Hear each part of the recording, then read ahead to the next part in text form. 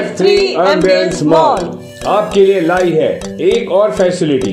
अब आप F3 ambience mall में शादियां, जन्मदिन से लेकर हर किस्म की पार्टियों की भी बुकिंग कर सकते हैं। बेहतरीन लोकेशन, खूबसूरत डेकोरेशंस, उम्दा सर्विसेज और फर्स्ट क्लास हॉस्पिटैलिटी के लिए याद रखिए F3 एम्बियंस मॉल। पहले ही दिन से लोगों के दिल जीतने वाली अंडमान में एकमात्र mall F3 ambience mall. Bookings के लिए स्क्रीन पर दिए गए नंबरों पर संपर्क करें।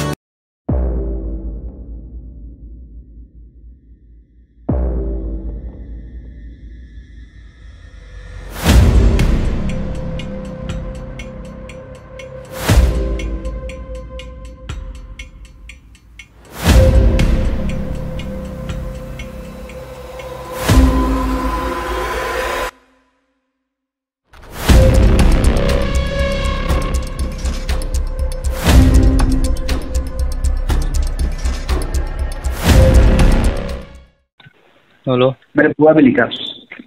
हेलो, हाँ बोलो। कैसा था एग्जाम? हाँ चलेगा। सब गोल गोल करना था, गोल गोल करा? हाँ कर दिया। मिलेगा? पास होएगा? नहीं, पास नहीं आएगा। हाँ? पास नहीं होएगा। क्या बोलता है तो शाम के टाइम में पास होएगा? नहीं होएगा। हैं? नहीं होएगा। क्यों?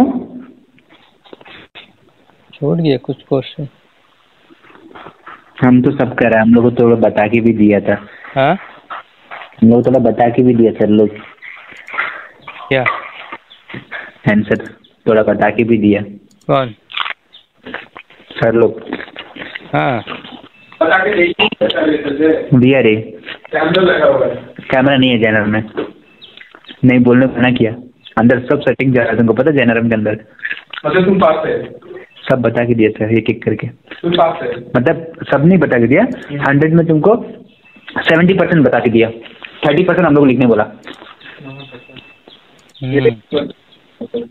फिर तो पास हो गया, नौकरी लग गई फिर।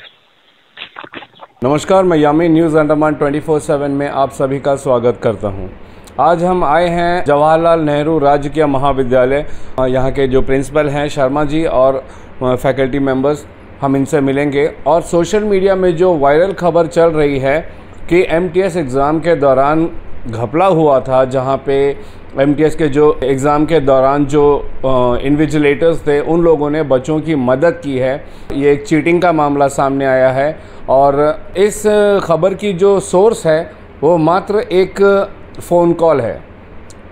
और फ़ोन कॉल में वो दो बंदे जो बात कर रहे हैं आपस में कि जिस बंदे ने JNRM में एग्ज़ाम लिखा था उसे काफ़ी मदद मिली इन्विजिलेटर्स द्वारा, और जो दूसरा बंदा है वो कहीं और पे एग्ज़ाम दे रहा था, उसे कोई मदद नहीं मिली। इस तरह की एक ऑडियो मैसेज वायरल हुआ है। हम आप लोगों को वो ऑडियो मैसेज भी सुनाएंगे। इसी पर चिंता करते हुए प्रिंसिपल सर शर्मा जी ने हमारे चैनल से संपर्क किया और इस पर और बातचीत करने के लिए हमें यहाँ पे बुलाया। तो चलिए हम सीधे प्रिंसिपल सर से इस बारे में और जानते हैं। जय हिंद सर। जय हिंद सर। एक्चुअली मैंने भी आज ही देखा, मेरे को आज शेयर किया गया। तो जहाँ तक ये हमारे 2 एग्ज़ाम थे MTS लेवल के, एक 9th को था, वो आपका 10th लेवल का था, मैट्रिक लेवल का था सर सुजीत, यही था ना। और एक जो है 23 तारीख को था। एक तो इस वीडियो में कहीं भी नहीं दिखाई दे रहा कि ये बच्चा किस एग्ज़ाम में अपीयर हुआ, क्या डेट है उसकी एग्ज़ाम की। दूसरा चीज़ ये है कि हमारे पास 9 तारीख और 23 तारीख को एग्ज़ाम कोई भी रिटन कंप्लेंट नहीं आया। अच्छा, तीसरी चीज़ ये है कि ये सिर्फ मीडिया में ना तो उसका नंबर दिख रहा है उस चैनल में और ना ही उसका फेस दिख रहा है।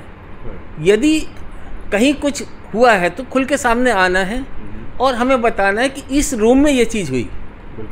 मतलब अब वो ऐसी जनरल कह देना कि जो है यहाँ नकल हो रही है, तो मैं समझता हूँ कि ये कोई औचित्य नहीं है इस बात का कहने का, क्योंकि हमारा सेंटर जो है वो एग्ज़ाम के लिए फेमस है। UPSC एग्ज़ाम यहाँ होता है, NDA एग्ज़ाम सारे होते हैं, बाकी सारे जितने प्रेस्टिजियस एग्ज़ाम्स होते हैं, और हमारा जो नाम है इसमें जो है।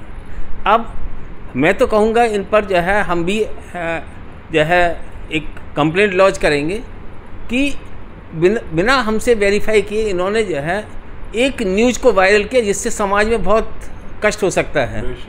मतलब ये है कि एक कम से कम यदि उस चैनल को करना था तो हमसे एक बार वेरीफाई करना था।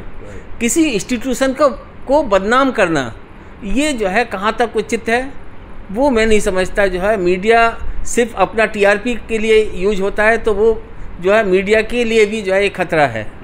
तो यही हम चाहेंगे कि वो कम से कम उस कल्प्रिट को इंक्वायरी हो कि उस, और हम चाहेंगे कि वो स्टूडेंट्स जिन्होंने ये वायरल उनका नाम आए, रोल नंबर आए, कौन कल्प्रिट है, कम से कम हमें बताए तो कि किस रूम में क्या हुआ। क्योंकि इतना बड़ा एग्ज़ाम था, यदि किसी रूम में हुआ भी है तो हमें पता होना चाहिए कहाँ हुआ है। मतलब हम किस इन्विजिलेटर ने किया है। आप सभी को ब्लेम नहीं कर सकते हैं। और यदि ऐसा था तो आपने क्यों नहीं कंप्लेंट की?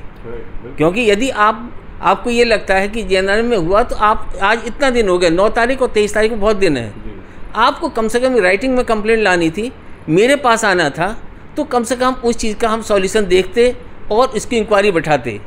अभी क्या है कि इन्होंने ऐसे ही डाल दिया, जनरल वर्ड है। यदि आप मीडिया को, मैंने भी देखा तो वो जनरल डाला है, 2 बच्चे बात कर रहे हैं और नाम भी नहीं उन बच्चों का, रोल नंबर भी नहीं है, तो हम कैसे बताएं कि क्या है जो है। तो हम चाहेंगे कि कम से कम इस प्रेस्टिजियस इंस्टीट्यूशंस की बदनामी ना हो। इसी वास्ते हमने आपसे रिक्वेस्ट की कि कम से कम हमारा पक्ष भी जाने, और इंस्टीट्यूशन के हित में हम हमेशा काम किया है और करते रहेंगे, ये हमारा वायदा है। धन्यवाद। Book your all domestic and international flight tickets online with Andaman Blue Bay Holidays, Andaman's first flight ticket online booking website. Log on to www.andamanbluebay.in। मैं doctor Santosh Kumar Jha, assistant professor हूँ इस कॉलेज में, डिपार्टमेंट ऑफ बॉटनी में।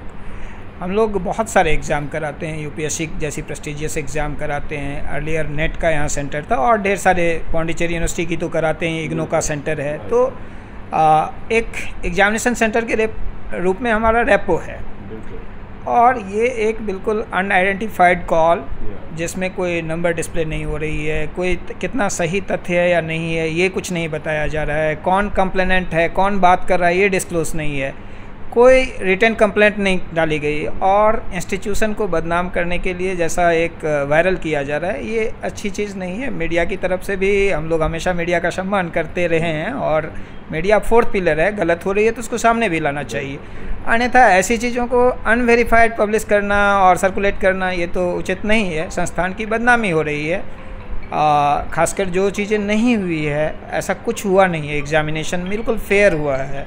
ठीक, तो ये चीज़ें, यही बात हमें बतानी है कि जेएनआरएम के प्रेस्टीज को टार्निश नहीं किया जाए, वरना इसका लीगल कंसिक्वेंसेस भी होता है। जी, मैं यही जानना चाह रहा था सर कि क्या आप इसके ऊपर कुछ इन्वेस्टिगेशन करेंगे, और क्या आप कुछ कंप्लेंट वगैरह करने की भी सोच रहे हैं? इसका जो है डेफिनेटली कल एक कंप्लेंट लॉन्च कर रहे हैं साइबर क्राइम को जो है जी, हाँ हम कर रहे हैं। और अगर वाकई में वो 2 बच्चे जिन्होंने फ़ोन कॉल में बातें की है इस तरीके से, अगर वे लोग आते हैं सामने और कहते हैं कि उनके साथ ऐसा हुआ, तब आप लोगों का क्या? हम डेफिनेटली इंक्वायरी करेंगे। हाँ, डेफिनेटली इंक्वायरी करेंगे, जो भी लीगल प्रोसीजर है हम फॉलो करेंगे। एटलीस्ट हमारे सामने वो आना था। यदि किसी को परेशानी हुई है तो वो खुल के आना था। मतलब कम से कम हमारे पास आते तो हम देखते कि क्या कर सकते हैं, हम जो है क्या लीगल प्रोसीजर कर सकते हैं। जो भी इन्वेटर इन्वॉल्व था उसके खिलाफ एक्शन होता। यदि हमें बदनाम करने की कोशिश की जा रही चैनल से, डेफिनेटली उस चैनल के खिलाफ हम जो है लीगल इशू करेंगे, लीगल कंप्लेंट करेंगे। तो देखिए, क्या ये मजाक था? कई बार ऐसा भी होता है कि बच्चे मजाक में बहुत कुछ कह देते हैं कि मुझे तो टीचर ने मदद किया, मुझे इस टीचर ने मदद किया। वैसे क्या ये जो फ़ोन कॉल था, क्या ये उस तरीके का था या वाकई में ऐसा कुछ हुआ था? तो जिस तरीके से अभी कॉलेज के स्टाफ ने, प्रिंसिपल ने बताया है कि इस बारे में वे लोग ज़रूर इन्वेस्टिगेट करेंगे, और उनका कहना है कि अगर ऐसा कुछ हुआ है तो कृपया उन बच्चों से दरख्वास्त है कि वे आएँ, प्रिंसिपल सर से मिले और इस बारे में बताएं। वे ज़रूर इस पर इन्वेस्टिगेट करेंगे और अगर ऐसा कुछ नहीं हुआ है तो फिर सोशल मीडिया में जिस तरीके से ये खबर वायरल हो रही है, इस पर कंट्रोल होना बहुत ज़रूरी है, क्योंकि जिस तरीके से हमारे सर बता रहे हैं और हम सब जानते हैं कि हमारा एकमात्र महाविद्यालय है वो है जवाहरलाल नेहरू राजकीय महाविद्यालय, जो काफ़ी प्रसिद्ध है। कई सालों से यहाँ पे बड़े बड़े एग्ज़ाम्स होते हैं, नेशनल डिफेंस एकेडमी कहिए, यूपीएससी कहिए, जहाँ से हमारे देश के बड़े बड़े ओहदे पर जाने वाले लोगों का एग्ज़ाम होता है। ऐसे संस्थान को बदनाम करना सिर्फ एक बेतुके कॉल की वजह से ये कहाँ तक अनिवार्य है, ये आप समझ सकते हैं। तो ऐसे हम अक्सर अपने चैनल में भी आप लोगों से कहते हैं कि सोशल मीडिया में आने वाली हर खबर पर कृपया भरोसा ना करें और एक जिम्मेदार नागरिक होने के नाते जब कभी आपको एक छोटी सी भी गलत खबर मिलती है तो आप इसकी शिकायत ज़रूर क्राइम ब्रांच पर करिए।